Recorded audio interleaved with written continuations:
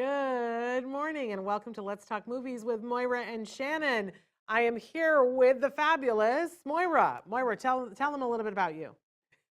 Hi, I'm Moira, and I'm with TACA, the Autism Community in Action, and I love movies, and I love talking to Shannon about movies. We don't always agree, but we have great discussions. Absolutely. And I'm Shannon. You guys, if you watch at all on this network, you see me a lot, and I'm thrilled to be here with Moira. We started this out last year. We did an Oscar special because I kept posting reviews about things, and then Moira would chime in and she would go, I didn't see it that way, Shannon. And people were calling us the Siskel and Ebert of parents. And so we decided, let's do an Oscar show, and then it was so much fun, we just decided we'd do it every month. So we're very excited that in just a minute, we're going to be reviewing some of the things that we watched in the last month to sort of end this year out. And then it's like January, crazy town, because there's so many things to watch. I've got a list, I don't know about you, Moira, of things that I want to watch, so we have to pick and choose together. But you guys can be writing in and telling us what you most would like to hear our review for. But before we do any of that, Moira, is there any news that we have from TACA that you want to share? Anything going on? Yes, absolutely. I want to let folks know that there is, we have something called virtual support hours.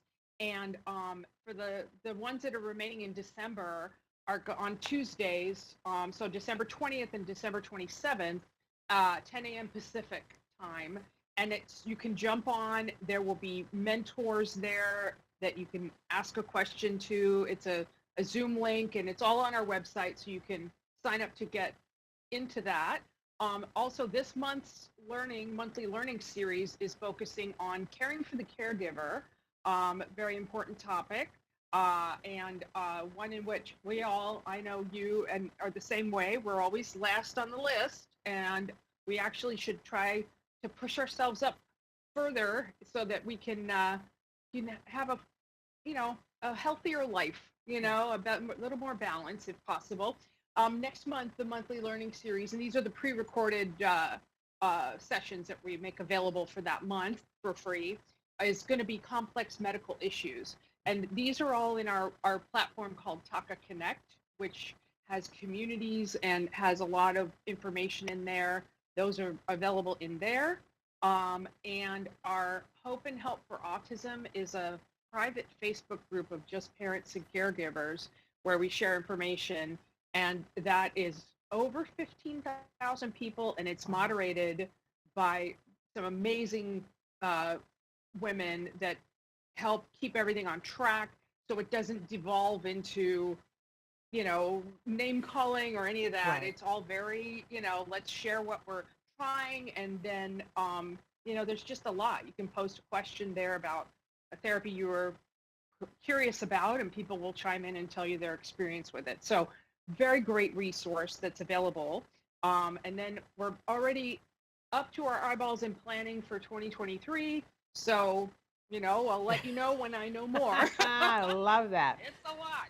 I love that. But it's such an amazing organization. And for anybody who doesn't know, if you've never been to their website, TACA Now, NOW.org. Traven's got it there on the screen for you guys. It's really, I always say this, but I'm humbled by your website. It is the best resource that you'll ever find.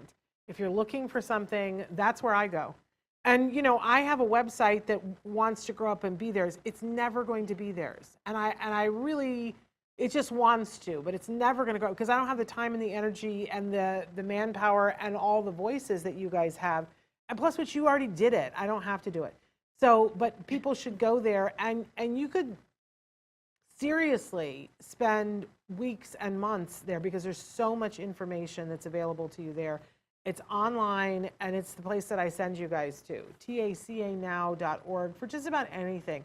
A lot of times you guys write in and ask questions about diet. Well, the answers are there. A lot of times you guys write in and go, why is my child, doing this behavior? Like somebody just the other day wrote in and said, what do you do about when they have the nonstop laughs? And we started a whole conversation about yeast, and we just send them over to you guys because that's, you're going to find your answers there. So tacanow.org and click all the buttons. Yep. until you find the thing that you want, and then hang out there, and then remember to come back and click all the buttons again the next time you want something, because it's all there for you, which we absolutely love. So remarkable. And then, of course, you will be having at least one conference, if not two, in 2023. We'll look forward to hearing about that. Yeah, as soon as I'm able to share with you, I will, probably in our next month's session. And yeah, I'm excited because it's going to be good. It's going to be good. All right. So we've taken care of business. I want to remind everybody that we pre-taped this show, but that doesn't mean that we don't want to hear your comments. So as this premieres, you're able to write in the comments. Even if it's later, you're welcome to write into the comments whenever you're watching, and let us know your thoughts, whether you agree with us, whether there's a movie that you want us to review, all of those different things. And as this premieres, it's live on Facebook and YouTube and Twitter and about a dozen other sites. And we love it when you guys interact with us. That's a super fun thing to do. So, all right, and now it's time when we talk about my favorite subject, my favorite thing to ask people, which is, what are you watching? And we want to know, what are you guys watching? But I always love to ask Moira what she's watching. We've decided recently that we have more fun doing this when we're both watching the same thing. So we kind of confab all month ago. Okay, I've watched this. What have you watched? What can we agree on to watch together? So I put these together with I should have asked you what order you wanted them in, and I didn't really have a preset order. But let's take a look at our selections this month. Let's go to the PowerPoint, if we could, Draven. There it is. Okay. So first up is the Pinocchio, and since there are two Pinocchio movies, we can't even call it the 2022 Pinocchio. We're just calling it the Del Toro Pinocchio. This is available on Netflix, and the director, Guillermo del Toro. And I'm going to let you go first. Talk about this movie for us. Okay, well, we all, I'm sure by now, are familiar with this story of Pinocchio, and this is yet another take on it, which I think is wonderful, and I love to see different versions of things we're familiar with, because I think you can always come to it and find something else. And I'm a big Guillermo del Toro fan. I thought the animation was beautiful. It's all stop motion animation, which is incredibly time consuming, but wow. I mean, it's just really, really beautiful. And I thought that it was interesting to sort of add the background of Mussolini and fascism to this story. You know, it was kind of an odd, but kind of a very Del Toro thing to do, because he tends to look at the dark side of things often. So this was a darker version of Pinocchio than what we're used to and what we had seen previously. And it was co-written with an author, a writer named Patrick McHale. And I know him because of a series my daughter made me watch, an animated series called Over the Garden Wall. And it's an odd, dreamlike type of series. And I don't know if it's on YouTube. I have no idea. She made me watch it. But I was like, oh, it's the guy from Over the Garden Wall, which has also an odd perspective on kind of the fairy tale world, you know. So it's kind of your dark version, your Grimm's version of fairy tale, rather than Disney. So we saw a lot of variations on the themes of fatherhood and what does it take to be a good father and what's expected from a good son, and also how we're flawed and how we end up failing each other in different ways, you know, just because we're human. And I loved the design of Pinocchio, very organic. He really looked like a piece of wood, you know, so that was amazing. And I liked that Jiminy Cricket kind of lived inside like a knothole in his chest. And I thought that was kind of neat. And of course, Jiminy Cricket is voiced by Ewan McGregor, and I'm a huge fan of Ewan McGregor's. And then I liked that Tilda Swinton voiced both the Blue Fairy and Death. So I liked that, because that was kind of like the two sides of the coin, if you will.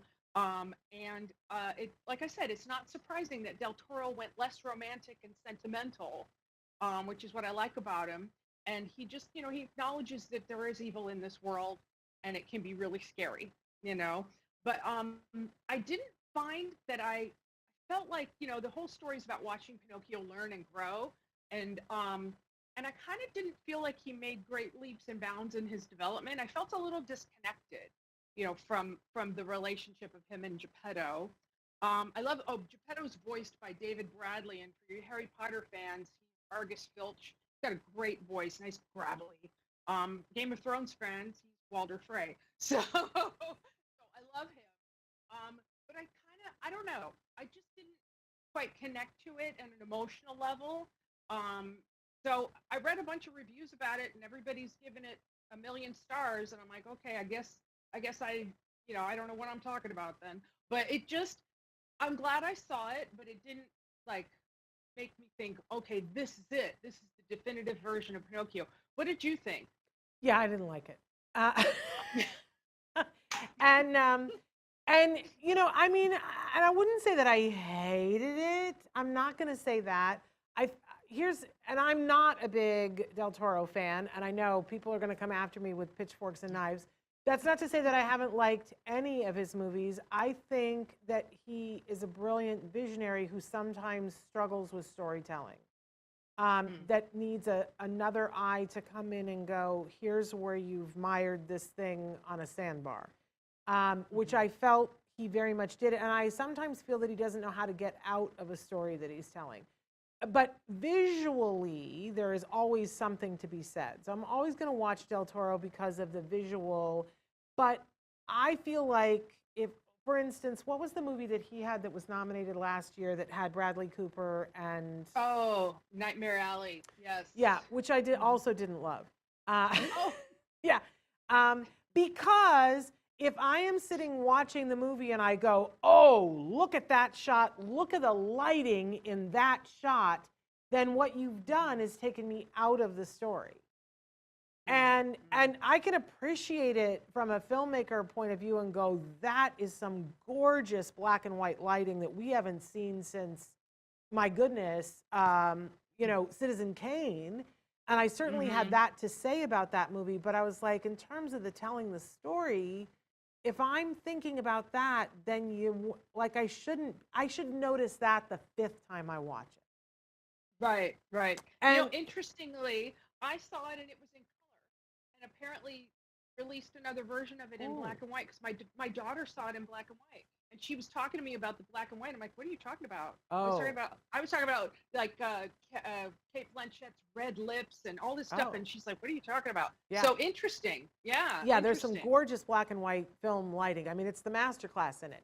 So there's always something to be appreciated, but in terms of telling me the story and making me care about people, as I did with this, I struggled with it, and I felt like the Mussolini thing was, completely from left field, and really I struggled with a lot of different things about this. But then, and I would go, okay, and the music was, because it's billed as a musical, and it barely limps along as a musical. It's really very rudimentary. It's not, I don't know, it wasn't my thing.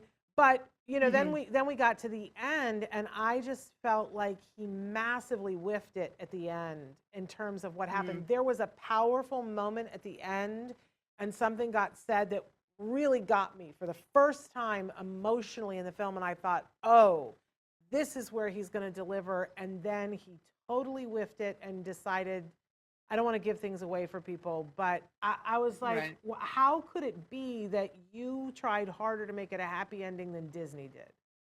I don't understand that. Guillermo, I think you missed. Was it beautiful? Sure. But he needs somebody to help him with a heart.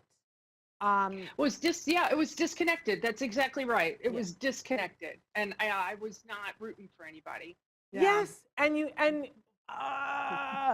of course I know we disagreed about the Disney Pinocchio, but I feel like what I should be saying is that the Disney was all fluff and all of that, and that's not how I felt about it, and that this one was the meat of the matter, and I feel like it was exactly the opposite for me. So I didn't hate it, but it's certainly my highest praise for it would have been a meh. So there we go. Yeah, there you go. Yeah. And I wouldn't All be right. showing it to a child. Oh, no, no, no. Yeah, yeah. Well, I mean, nothing horribly egregious happened. Again, it's kind of like a Grimm's fairy tale in a way, which I read when I was a kid, and they're not Disney either. No. But yeah, I agree with you. I think you as a parent with a younger child, you should watch this first and Yeah. just decide. I don't think there's anything in it for a child. Yeah. And I Yeah, said at the probably end, when not. we were, because, I sat there and watched with my son, who's in a film program, and my husband, who is a film buff. And I said, okay, what do we think the major thesis of this film was at the end? Like, what do you think the message was? And they both were like, I got nothing here. I got nothing here.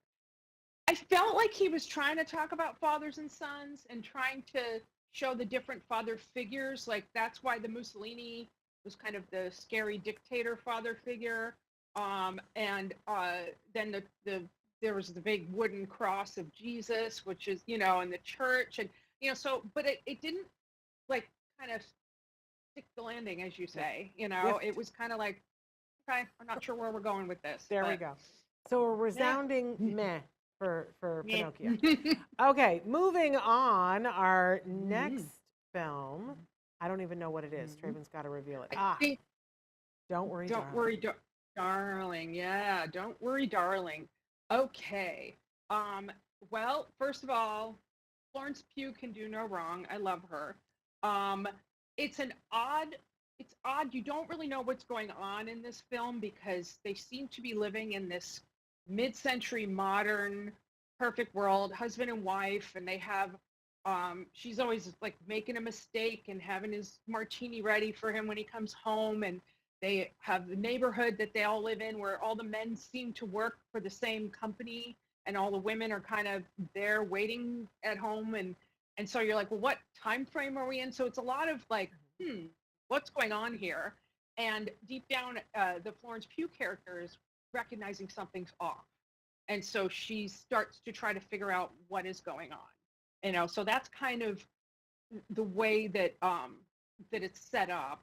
And I feel like it was unfortunate there was so much drama, controversy surrounding this film, because I really do like Olivia Wilde as a director. I don't know that this one was so great, but I really loved Booksmart, which she had directed, and that was also by the same writer, Katie Silberman.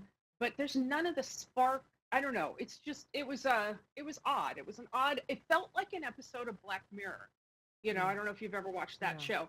So it didn't seem to have the weight of a feature film, but I didn't hate it, but I was also like, okay, and I know that, I don't have an opinion one way or the other on Harry Styles. He's attractive.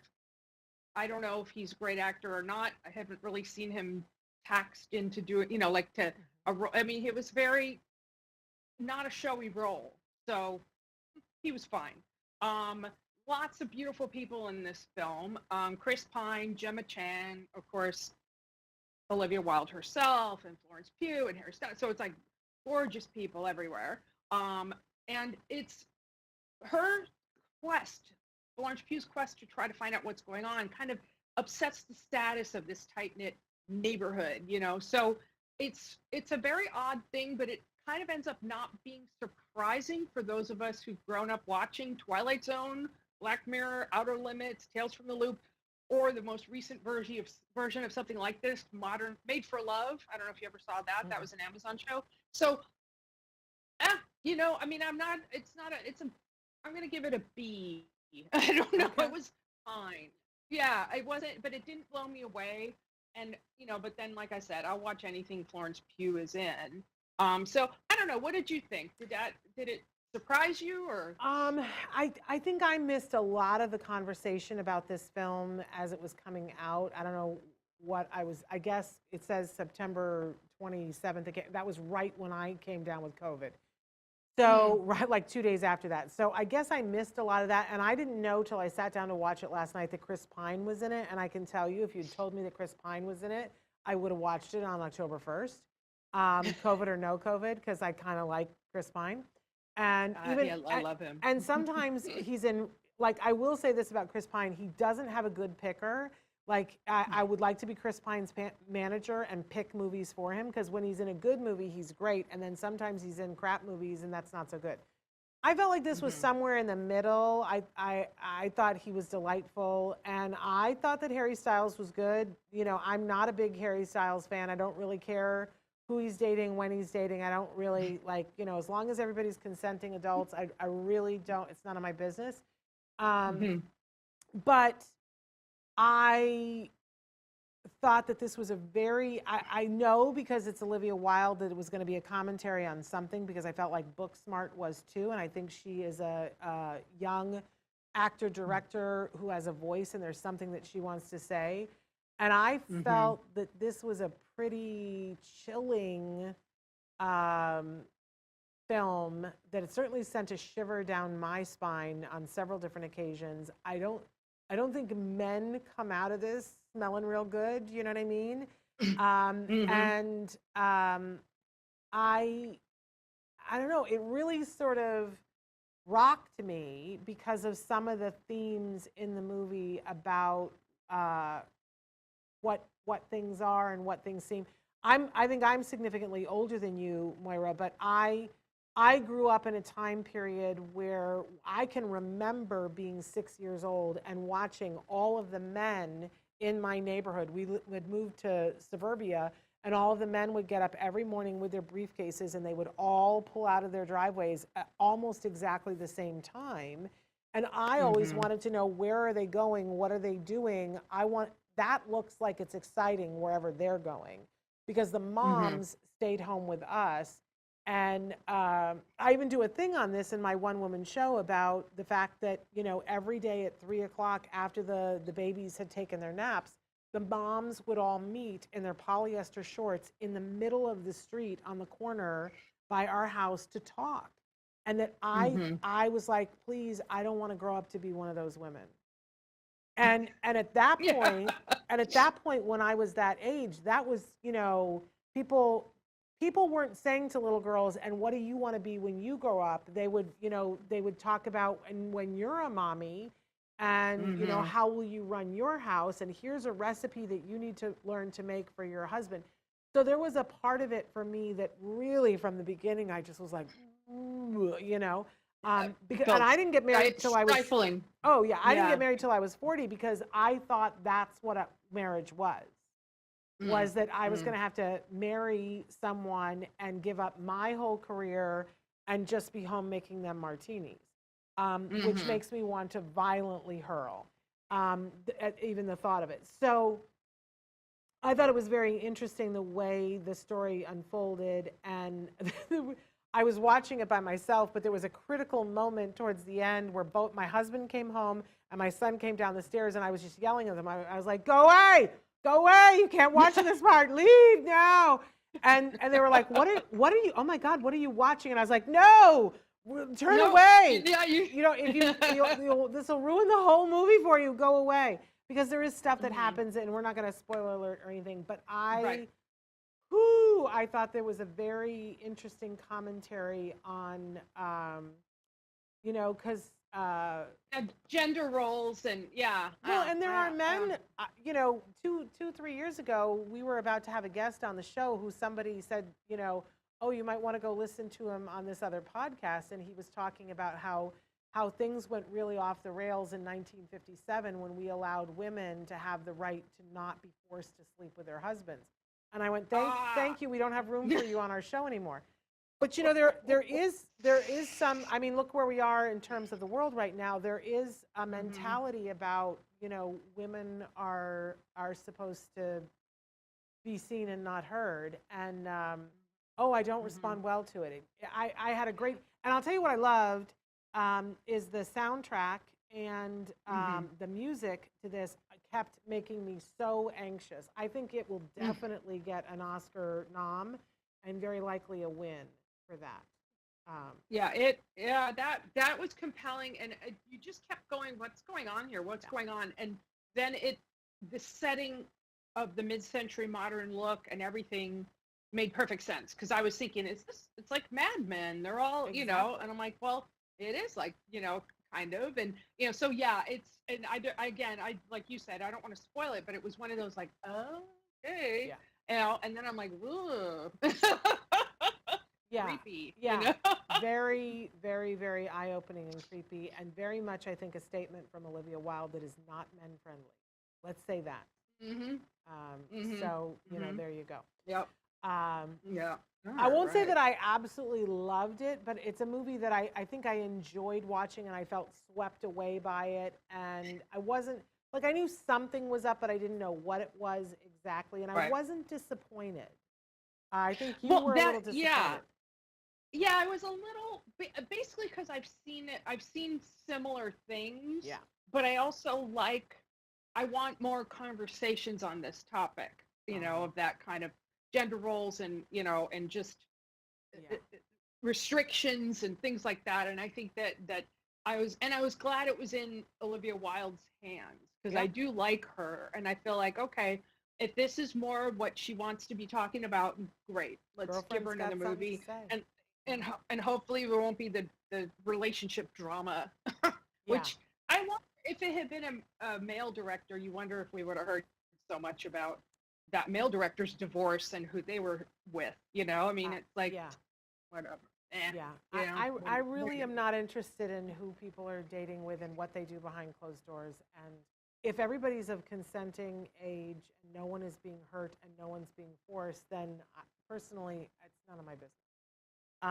But if you tell me that someone is doing something and harming people and they're not over the age of 18, then no, I don't want to watch your film. I don't care how good of an actor you are, or how good of a director you are. You can sit and spin on it. That's how I feel about that. But moving on, shall we go to our next film? Yes, let's do it. It's the Noel Diary, and that was a Netflix. And this is Shannon. I am on a quest for the best Christmas movie, and I don't think this was it. But I didn't hate it, but it took its time, and I liked that. But I felt like there wasn't really enough conflict in it to make it interesting. Which I don't know, maybe that was a good thing because it would have been contrived. But basically, it's about a guy that his mother dies and he comes back to her house and he finds a diary that was written by somebody they had living with them for a while and who was a teenager and had a baby and had to give the baby up for adoption. And so there's all this sort of family history, and there's this estrangement between him and his father. And the guy is Justin Hartley, who, or no, is that the actor's name? Yeah, that's the actor's name. Yeah, Justin Hartley, who was in, I guess, This Is Us, which I did not watch, and I should have because everybody loved it. And then, of course, Bonnie Bedelia was in it, playing the neighbor lady, and I was like, oh, good for her. She looked great, I thought, with the long gray hair. Fabulous. And then the gal that plays the love interest is Barrett Doss. And that, I was, one of the things that I was like kind of yelling at the screen at one point because they go on this journey because Barrett, the character of Rachel, is the one who was the baby that was given up for adoption by the woman that used to be kind of like a nanny helper at the house and as a teenager. And she's coming back to try to find her birth mother. And he, of course, has just lost his mother. So the two of them are connecting and they drive off on this odyssey to go see his father in the snowy mountainside of Vermont. And at one point, he goes in and talks to his dad for long enough to drag in a Christmas tree and decorate it while she's sitting out in the car in the snow with the dog. And I'm like, what? I don't know much about snow because I'm a native Californian, but I don't think you can sit for hours in a car out in the snow and be comfortable. So that annoyed me. I don't know. But I don't know. I'm on the quest for I want to be really blown away by one of these Christmas movies, and it hasn't happened yet. So you tell me, is my bar too high? What, No, I think there's different levels of Christmas movies. Here I am setting myself as a Christmas movie expert, but I've watched my fair share of them. Um, I thought this was an okay Christmas movie. I Hmm. love Justin Hartley. I loved him on This Is Us. I thought he played a really good leading male romantic interest in this, except for I agree with you on that one scene. I love Bonnie Bedelia. I thought there was a little bit of a mystery that was sort of unfolding, which was just enough to move the storyline along and force our two young lovers to be in the same proximity. I love the trope that we've got people who have been hurt and this is why they are not already in relationships with other people and then to heal together. I sort of groove on that. Hmm. So I thought it was a pretty, and I loved the whole storyline of Bonnie Bedelia next door, this this aging neighbor who has decided that she'd like to get on a dating app, and then hilariously finds perfect success on the first date, which everyone else that I know is on dating apps is like, no, that's not even a possibility. Um, but I sort of loved it because in Christmas movies, miracles like that can happen. So I was okay Hmm. with it. I thought it was good. I thought it was a good use of my time because it put me in a Christmassy sort of mood. But it didn't change my life in any way. And so a lot of times that's what I need from a Christmas movie. I need something that that it is going to give me that break where I'm not thinking about all the things going on in the world and I'm just in a Christmas bubble, but I don't have to, I'm not going to get emotional at the end. And when it's over, I'm not going to be, doubled over going, I can't continue on without this story. I will tell you though that I've been trying to keep track. I sent a couple of Christmas movies to you. I can't remember what the name of one of them was, but I watched one movie that I just thought was hilarious and cute and funny. On because I Hmm. told you last time that the Hallmark has two different channels, and on a Yes. funny channel, Call Out the Holly, I thought was pretty hilarious. It's very foofy. Like don't go expecting it for it to be. But I thought it had a really amazing cast, including a very dear friend of mine who plays. Of course, now I can't think what her name is. The woman who plays the lead, who I love, um, from Party of Five, Lacey Chabert. She plays Mm. her mom, and I just thought she was hysterical. And then there's all these other amazing character actors that are in it. Haul Out the Holly, but it's really foofy, funny. Don't expect anything other than funny, but I thought it was well done. But there was another one that I sent you that I was like, this one is not bad. There are a couple of good ones. And we are in the phase right now where Hallmark is putting out the best, the cream of the The cream, better ones. the Yeah, that's better what you said. ones. The closer you get to Christmas, the Yeah. better the films. Yeah, Yeah. and Okay. I'm really excited. I haven't had a chance to watch it because I was watching the It's a Wonderful Life table read, but on Sunday they premiered the first of their movies where it is the main love story is two men, and I'm very excited to see that. And I want to support that and be like rah rah to that. And I'm at least one of the stars I love, so I'm excited to see that. Looking Yeah, it's forward to that. great. So, Hmm. but I'll find out what the name of that other movie is. But I still haven't found the one yet, Moira, that I'm going to be like, Moira, this is the one you have to watch. Oh, I know what Okay. it was now. It was time for him to come home for the holidays. They have two series, well, three really, on the Hallmark Channel of movies that they kind of do a version of it every year. There's the God Wink series, and some of those slay me. All of them are not great, but one of them in particular just took my knees right out from under me because it was based on a true story. But the time for there's time for him to come home, time for us to come home, time for but this one this year is Mhm. time for him to come home for Christmas. And I thought that it hit all the right notes for me and it made me misty. I wouldn't say it's perfect. It's not Wizard of Oz, but it was a pretty good one this year. And those are produced by Trace Atkins.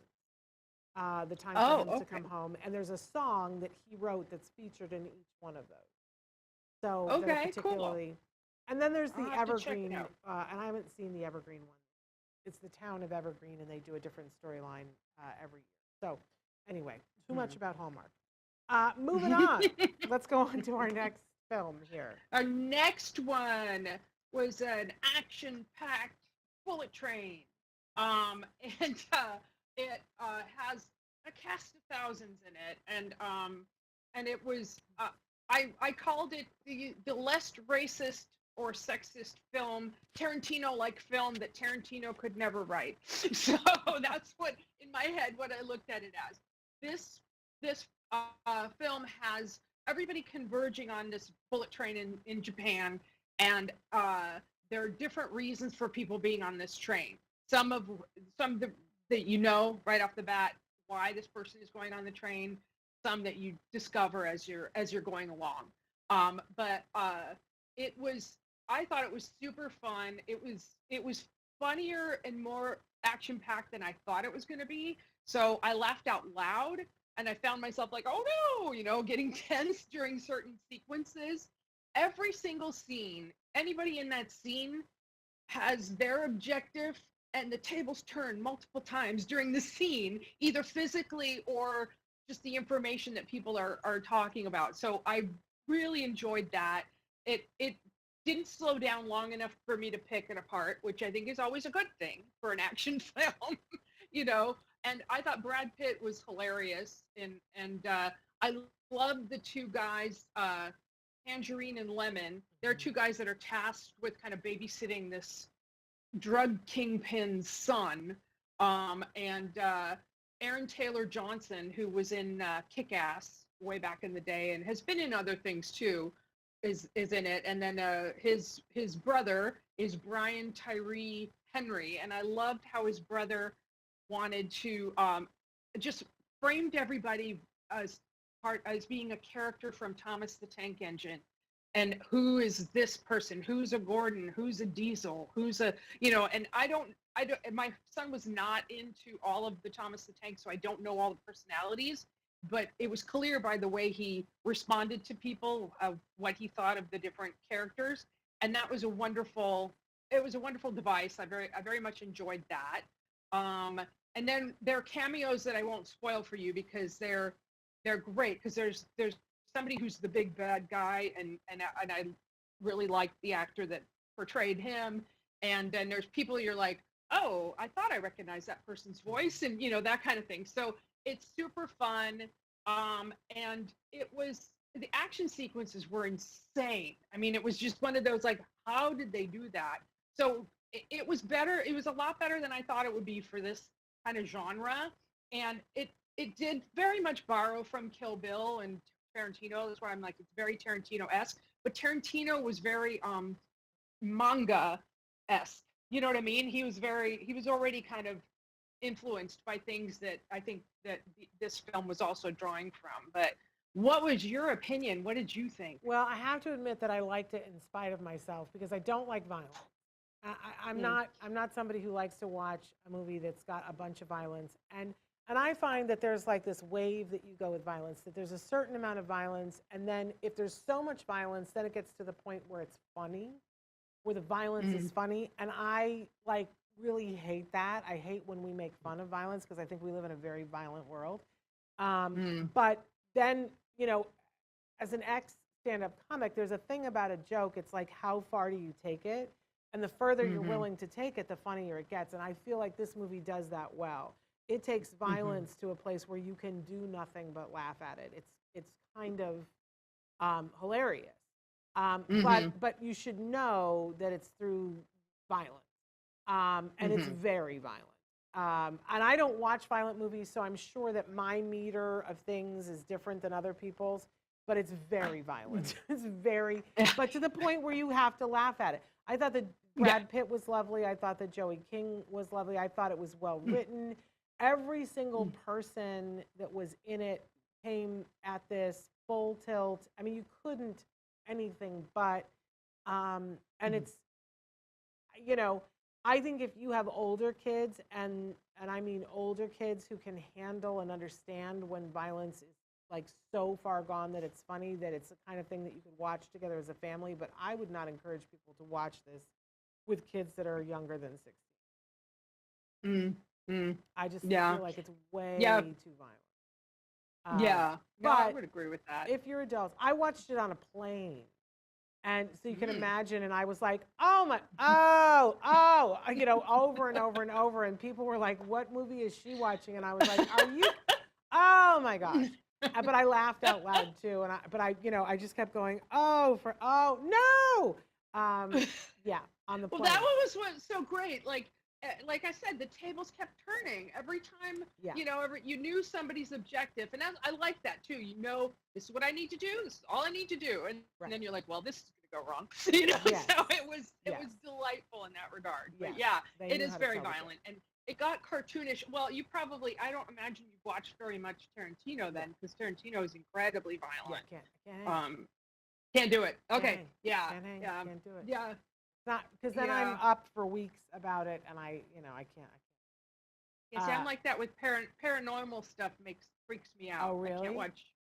Yeah, All right. which is stupid. I don't know what that is all about. Yeah, I just can't It's- wash my brain of images. So anyway, shall we move on to our next film? Yeah, I think it's the series. Firefly Lane. Firefly Lane. Yeah, Okay. season 2, Okay, so Firefly Lane. The story about two friends who go through their life together, all the ups and downs, twists and turns, and they have times when they fall out, of friendship, and times when they're clinging to one another. And I loved that it was a series that at its core was about a friendship between these two ladies. I love that. I've read other of the author. It's based on I believe, I don't know if it's a series or if it's just a novel by Kristen Hanna. I've read one other book of hers, was not my cup of tea. It was a little light, and I feel like they've done better with this adaptation. I don't know, I didn't read the original source material, but they gave it a little more depth, which I liked. So Sarah Chalk and Katherine Heigl are the best buddies, and we jump back and forth in time. So we see them as teenagers, and then we see them in the fabulous, like, late 80s, early 90s, with the patterned pantyhose was killing me. Like, oh God, I wore those. The shoulder pads. Yep. It was fabulous. The big hair. So that's fun, and you're seeing that the relationships they're in outside of their friendship with each other, and their career trajectory and all that, and it was very enjoyable. And I felt like the young actors that portrayed them as teenagers were terrific, and especially the gal portraying Katherine Heigl's character, Tully. It was almost like she had her cadence and speech pattern down. It was like, wow, so that was cool. And I also thought it was interesting to see, Katherine Heigl has somebody who has had some not so favorable press about her. She seems, and she's a bit prickly, I think, because of it, because she had been in Grey's Anatomy and whatnot. So in a way, this character is kind of perfect for her, because it's this prickly, ambitious, career, focused person, and watching the two of these ladies try to manage the challenges of love and career, work-life balance, and all of that. So I very much enjoyed. I liked the representation of female aggression. Like we were talking earlier about how you like almost got hives from watching Don't Worry, Darling, and the sort of that kind of restricted environment that we came from. And you're not that much older than me, but anyway, what I felt like that character of Lottie, who was one of the other people in the newsroom that they all work in, represented female aggression, that sort of passive aggressive kind of thing, so well, and something that would go completely over the head of a man, where and whereas a woman would be like, okay, I know what you're up to. And I loved that. I thought that was really well done. And basically it's all about your only value is what man is interested in you. So that's what this woman is. She's interested in the hot guy. He's not interested in her, so she's gonna try to run down the gal he is interested in. And it was like heartbreaking, because I don't like to see that. But then we saw the other side of it, to see the friendship that the two leads had throughout life. And I I really enjoyed it more than I thought. I watched the first season. I thought, oh yeah, I enjoyed that. That's fine. And I actually enjoyed the second season better, and Interesting. it ended on a hell of a cliffhanger. Yeah. I'm like, what? And we will have to wait till June of 2023 to see the rest of it, according to what I looked up. So, what were your thoughts? Well, I enjoyed season one, and of course, I'm going to come back for season three. I got very frustrated with this season. I'm going to be honest, because for me, I'm not the hugest Sarah Chalk fan, but I am a huge Katherine Heigl fan, and I feel like the the relationship. What jived about the first season for me was the relationship between the two women, and I don't know what happened in the writing of season two that it felt like it became much more about Malarkey and her husband and what was happening with them than about the Mm, two mm, women. And they were, I mm, felt that they got lazy and they leaned a little bit too much on, it starts with a scene and then you spend the entire second season trying to figure out what it was that you saw in flashbacks, building up to how did we get to that thing. I thought that the payoff wasn't as good as I had hoped it would be. Um, mm. and I'll tell you, they jumped the shark for me several times. Where you talk about the being in the car in the snow and isn't she frozen yet? They go to all the trouble to hire younger actresses to play them when they're younger, but there is a 20-year time span that these two actresses have to portray Mhm, as mhm, themselves. And I think that they do a pretty decent job of it, and makeup and hair and costumes helps them out and helps us out to know where and when. But when they totally jumped the shark for me was there was a scene where we get to see her character in a hot spring with her husband and the 20 years before and mhm, 20 years later. And I went, okay, I'm out. She's in a bikini, and if you expect me to believe that this late 40s actress that her body looks the same when she was a 20, like I thought, what a horrible thing to do to that actress, because no mhm, one can look like they did when they were in their 20s. I'm sorry, and she didn't, and I know that that's politically incorrect to talk about, but why did they put that actress in that position? I just felt that it was mean and cruel and inappropriate, and it totally, I was like, guys, how dumb do we look? mhm. And could the bikinis have been any smaller? Like, you could have helped her out. Like, it didn't have Yeah. to be that way. I felt like somebody on set was mad at her that day and said, I'm going to make you look like an idiot. And that they kind of Mhm, did. And again, mhm, it pulled mhm, me right out of the storyline. I was like, come on, if you're going to work so hard to have these scenes and show the passage of time, you can't get away with that. Come on. mhm, mhm, mhm. Unfair. But I Yeah. will watch season three, and I like some of the things that are some of the topics that are touched on. Like what it is to be a mom and to be married, and to feel like everybody else left and did other things. But on the other side, for Mhm, Katherine Heigl's character to feel like she never gets to land anywhere, mhm. that she's always working for the next thing. I think that those are really interesting topics for women to see played out on television. So Well, I and like that. also I like the conversation between Sarah Chalk's character and her husband about the things you do to just smooth things Oh over. yeah, I thought that You was a know, great scene. that was a great scene because it Yeah, was basically like, well, I never mentioned it because it didn't seem like a big deal, and you like this or whatever, and I'm like, yeah, but it is a big deal, and you yep, should, and yep, and I love that conversation was great, especially for where they were in their relationship. I'm like, yep, that was good, and I liked how they showed Sarah Chalk trying to have a friendship with this other woman, oh but it was just not quite working because that there was too much intimacy too fast because she was used to having a very very intimate relationship with yes, the Katherine Heigl character. So and it just sort of like that topic of it's hard to make friends when you're older kind of yes, thing, and that kind of, and it was a lot of. I mean, you know me. We've talked about with any kind of romance or female centric storyline.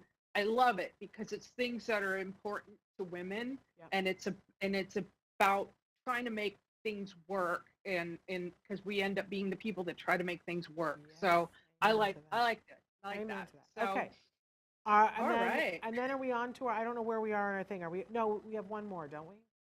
We have one Yes. more, and then we have our rewind. Yes. Yes, one more. I know we have to fight over whether we do 5 or 6 next month. Yeah. So, Okay, but here we are. Mrs. Harris Goes to Paris. Mrs. Harris Goes to Paris. And I got to tell you, if you don't know who Leslie Manville is, you should. She's wonderful. She plays Mrs. Harris. She's a cleaning lady whose husband had gone missing in action in the latter part of World War II, and she's been cleaning houses and taking in mending and to make ends meet. One of the homes that she cleans belongs to a snobby upper crust lady played perfectly by Anna Chancellor, who somehow can't manage to pay her cleaning lady bill, but can spend £500 on a haute couture Christian Dior dress. Well, Manville's character, Mrs. Harris, is spellbound by the beauty of this gorgeous Dior dress and decides to set a goal for herself and buy one for herself. One of her friends is Archie, is played by Jason Isaacs, and he works at the dog races and I love Jason Isaacs. And in this film, he's got this lovely Irish accent, and he's so different because he was in Harry Potter as well. He played Lucius Malfoy and had this horribly condescending, snooty British accent. So he is now this warm, lovely Irish guy that's just, being her friend and being around. It's nice to see him in a sweet and supportive role. Well, Mrs. Harris, her husband is finally declared dead by the War Office, and she gets her widow's pension. Now she can afford her trip to Paris. So off she goes. But what she doesn't understand, which I didn't know either, is that these are one-of-a-kind gowns that are personally fitted for whomever can afford that privilege. And you have to be invited to view the collection. Then you pick the dress, and only one person gets that dress. And I'm like, oh, I didn't know that. And this was well before any fashion label had their ready-to-wear line. And as a result of this, we find out that that the House of Dior is struggling a bit because a lot of these wealthy people are like the upper crusty gal who doesn't pay her cleaning lady. And so the theme in this is really about the workers and also about regular people being able to have nice things. I mean, this cynical part of me is like, oh yeah, the commercialization of these brand names, and now they're going to have a fragrance and they're going to have a bag with a special logo and blah blah blah, and that kind of gets out of hand. But being that we're in the 50s, that's okay. I'm okay with it.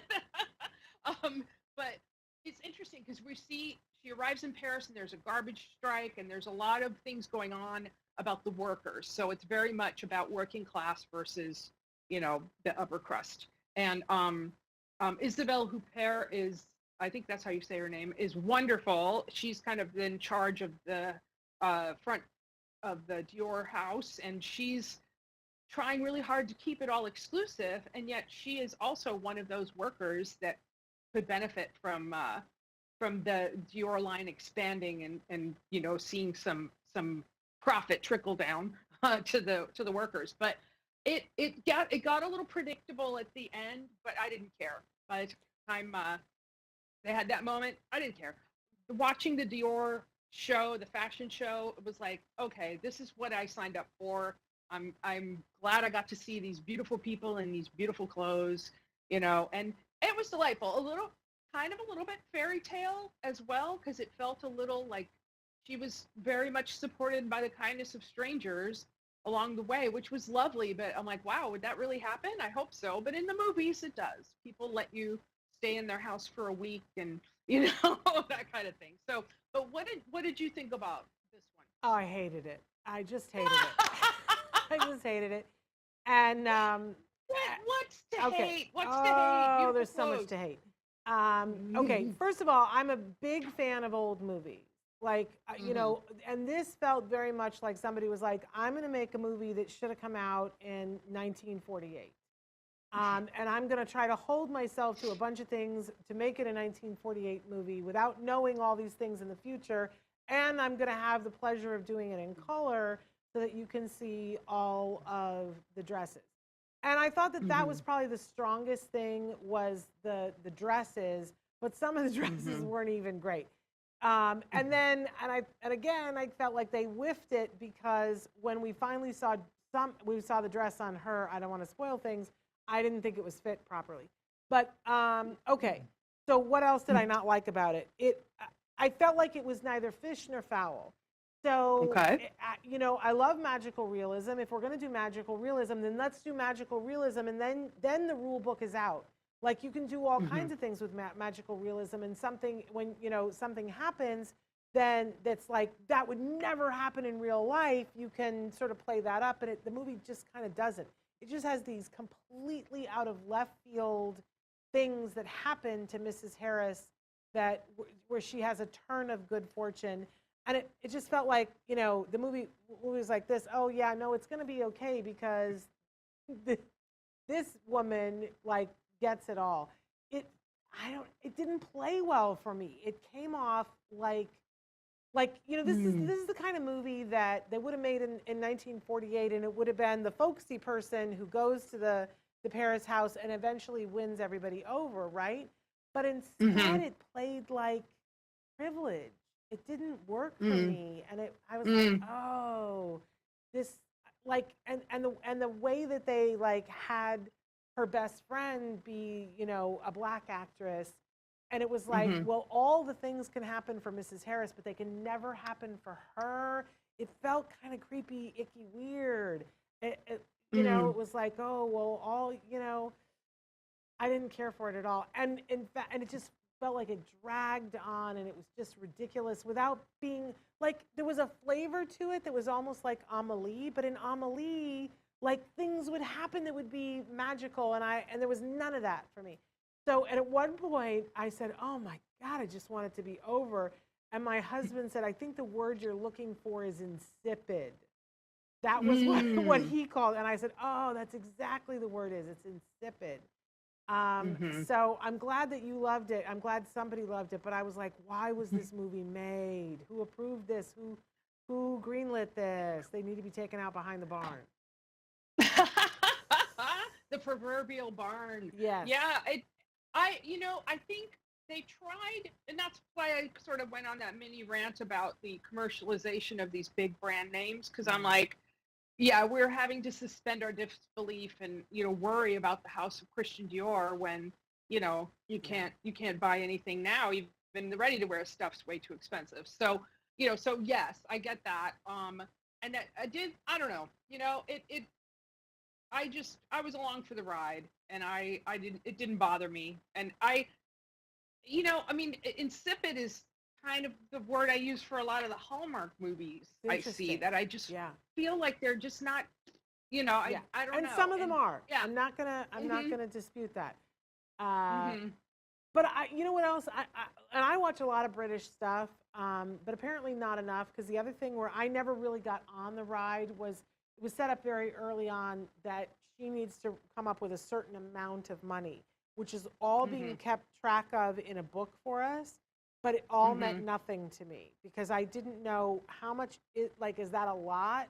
Like in 1948, how much would that be? Is it something she's going to be able to raise that money? Like, I couldn't follow, and there were some they didn't let those of us who don't know the money in on, and eventually we were like working it out, and we were like, oh, apparently that isn't enough. You know what I mean? So I never got on the ride. I never did. Okay. But I'm glad you did. Well, but yeah, it was super fun. Super fun. And like I said, I love Jason Isaacs, so it's neat to see him as a sweet character, because he's normally, God bless him, he's always the villain. I loved him. I loved him in the OG. I totally, but I also thought he was out of place too. I was like, I couldn't figure out what was the deal. Was it there was going to be a spark of a love interest between the two of them? And but then he would waltz off with people who were clearly decades younger than her, and I was like, what's happening? And I didn't feel like that went anywhere for me. So that was another ick. It was like, is he patronizing her by kind of being flirty with her when we know he's going to go off with the woman who's 20 something? as opposed to the woman who's 40 something. It felt wrong. Like, what did you think? What did you think about the marquis that had the rich French guy who kind of had his eye on her? And because one of the things I liked about it was, oh, he's just looking for a nanny, you know, because he had gone to a British boarding school and really liked the gal that made him tea and toast. And it seemed like that's what he, you know, I mean, I don't know. Did you well, and get that vibe? I thought, well, okay, we're going to go magical realism, and you know that it's that the prince falls in love with her. Like, I thought that was really going to go somewhere, and that maybe, you know, she discovers that really she doesn't want the prince, that she wants the Irish frog. And maybe he comes around and realizes he doesn't want to be with a 20-something saloon girl. I don't know. I expected for something to come of it all, or for her to live happily ever after with the marquis. But like, that never did anything. It was like, oh, I'm going to invest this amount of time and energy and maybe be a little bit flirty with you, but we're not going to drive that bus anywhere. Which, again, felt like it was neither fish nor fowl. Right. Well, and I think there was a lot of class going on, like a class distinction, Yes. which I actually really love about British films, because as soon as you, especially, I don't know if it's so much true now, but the way you speak in Britain tells people where Your you know, zip code. what your class is. Yep. Yeah, you know, Yep. boom. And so I kind of I always enjoy that kind of aspect. But all right. Well, I'm sorry, we disagree on that one. disagree. Well, let's go on to our rewind. I love that you enjoy it when I so heartily disagree with you. I think that that's a fun thing. So let's go on to our rewinds here. You go first. Rewind. All right. Well, my rewind is Sullivan's Travels, and that this is a Preston Sturges screwball comedy. I think 1941 was when it was made, and it stars Joel McCrea and Veronica Lake, and William Demarest is in it. A bunch of people. If you like old movies, you'll recognize a bunch of people.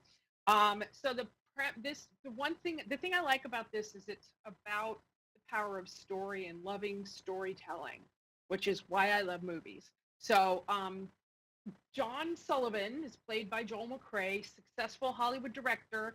He longs, though, for his films to be more meaningful, because he does screwball comedies, and he also feels he has to suffer for his art. And he decides to disguise himself as, at the time, I think they used the word hobo, or the forgotten man. And he wants to know trouble firsthand. He wants to go out there and experience life. Because how can I write about it if I haven't experienced it? Well, he's followed by an entourage in the studio with a motorhome and food and clothing for him, and he's accompanied by the lovely Veronica Lake. And she's got her signature hair in the eye kind of look, which we love about her. So none of this is real for him, and his film that he wants to make is called "Oh Brother, Where Art Thou?" And you might recognize that title from the Coen Brothers film, which I think obviously was kind of a throwback, you know, to this. So he ends up striking out on his own, leaving all the comforts of the studio behind him, and through mistaken identity and circumstantial evidence ends up a prisoner on a chain gang. And so he ends up discovering through all of this experience that sometimes people just want to laugh, you know, and they just want to be entertained and escape, you know, because they're already living this life that he thinks he has to live, and in order to write important art. And a lot of people are already living that and need to escape it. And there's a story that I love about Game of Thrones. I was a big Game of Thrones fan, and I won't spoil this moment, but there was a joyous experience in one of the episodes where everybody was watching it. You know, it was coming out every Sunday, and it was like appointment TV, like we hadn't had in so long. And there were a lot of people filming themselves watching episodes and their reactions. And there's this fantastic scene where a lot of people had filmed themselves, and then some fabulous person on the internet cut it all together. And it was basically a moment where you think our protagonist has overcome the great evil through all the fabulous skills that were acquired and built on through previous seasons, but then all of a sudden all looks lost, and then all of a sudden good does triumph. So the footage is people going, yeah, yeah, and it was like the best thing ever. And I sent it to my daughter. I was sobbing when I was watching it just to see everybody so invested. And I said, this is the power of storytelling. Look at how it's brought all of these people together. We care about these characters. We don't know them, Right. but we love them and we care about them. So that to me is kind of the message of Sullivan's Travels.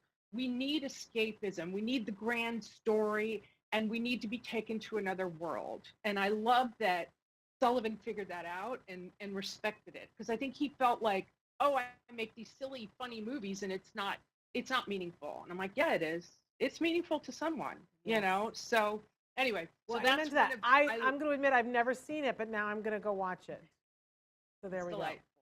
And I struggled with this because I have not had a whole lot of time to watch old things lately. But I may have even talked about this last month. I can't remember. But Little Miss Sunshine was on, and I was like, oh, I got to talk about Little Miss Sunshine because I love this movie so hard.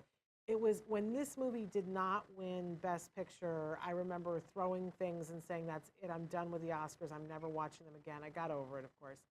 But if you haven't seen this movie, whenever it's on, I have to sit down and watch it, and I feel like it's got so much heart. Greg Kinnear, who I think is a great unsung actor. Yep. And Toni Collette, who I don't always want to love her, but I think she's a great actress. Abigail Breslin is a very little girl in this. Alan Arkin is in this and is hilarious in it. And of course, Steve Carell. Steve Carell is so poignantly, beautifully, wonderful, and understated in this film. Even this picture I love. But basically, it's a ragtag bunch of people whose lives have not come to fruition in the way that we want. Toni Collette's the mom of these two kids. She is married to Greg Kinnear, who really wants to be a Tony Robbins inspirational speaker, but it's not working out for him. Steve Carell is the brother-in-law who has come to stay with them, who is fresh out of an institution because he's struggling with depression in a big way. And Paul Dano is the son who's decided to participate in selective mutism.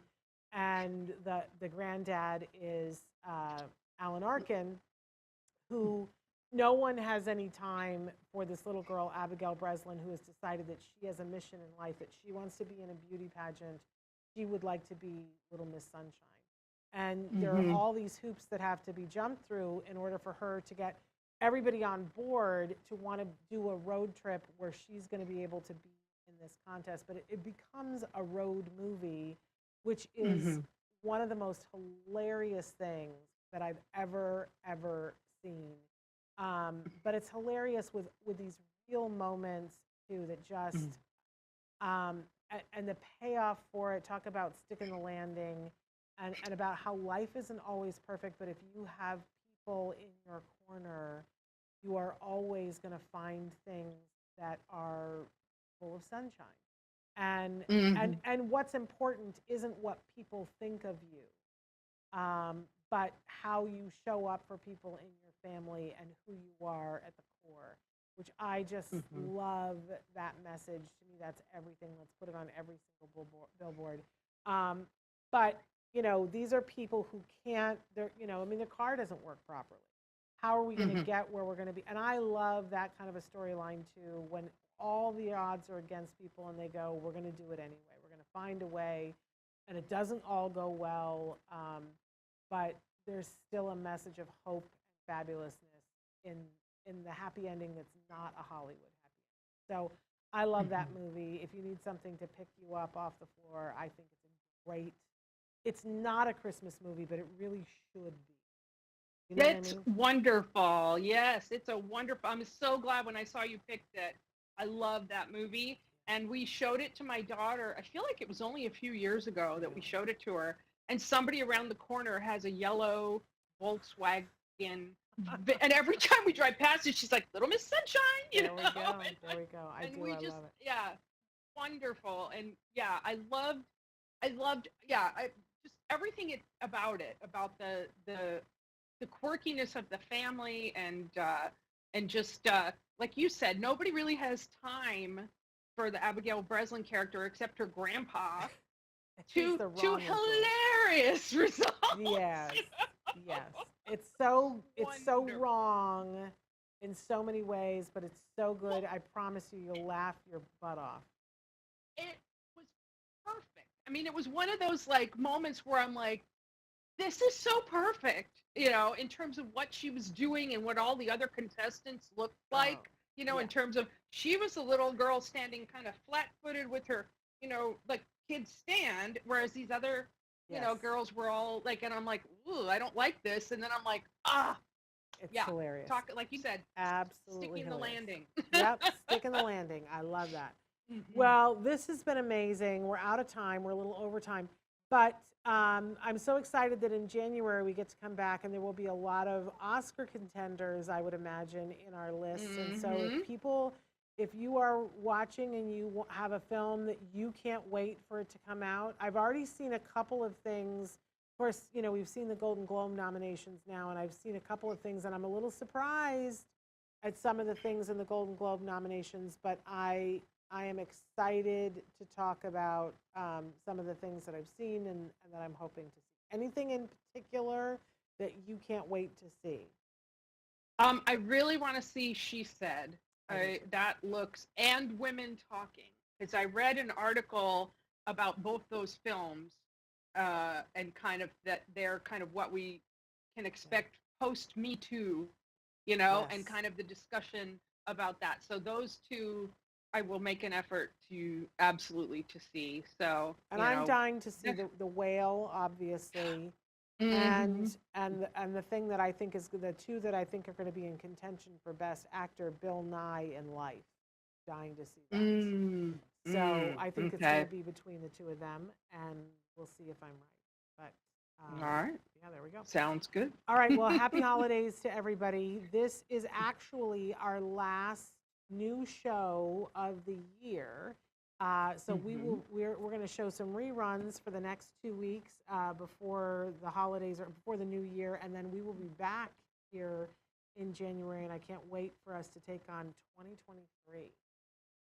So wishing everybody happy holidays, happy New Year, whatever holidays you celebrate.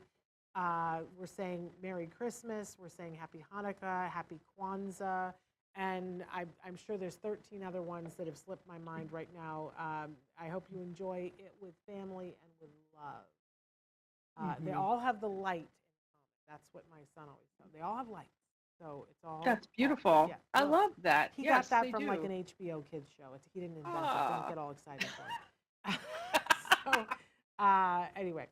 But you have happy holidays too, Miss Moira, and we'll see you back here in January. How's that? You as well. Thank you. So much fun. All right. See you next year, you guys. Until then, give your kiddos a hug from me and one for you too. Bye-bye for now.